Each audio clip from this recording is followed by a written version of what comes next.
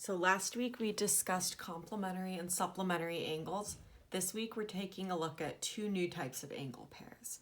So the first pair we're looking at is a linear pair, and that is a type of supplementary angle, which means that they're attached. They share a side like this, and they form a straight line, or they add to 180 degrees. So if we look at this example here, these two angles, that 120 and 60 degree angle, they share a side, so they're attached, and if you add 120 plus 60, you get 180 degrees, which makes it a straight line. And that straight line you can see right there. Vertical angles is the other type that we are looking at. So those are angles across from each other when two lines intersect. And something special about vertical angles is that they are always equal, and we call that congruent. So if we look at this example here, I have a line there and another line there. They're intersecting, which just means that they are crisscrossing. And if we look, they each equal 40 degrees. So they're congruent, they're equal measures. The two types of problems you're going to see this week, well, one type is you're just going to be classifying as linear pair or vertical angles, and the other types of problems you're going to be solving for a missing measurement.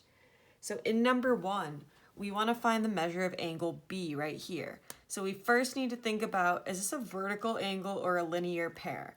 And in this case, we are looking at a linear pair.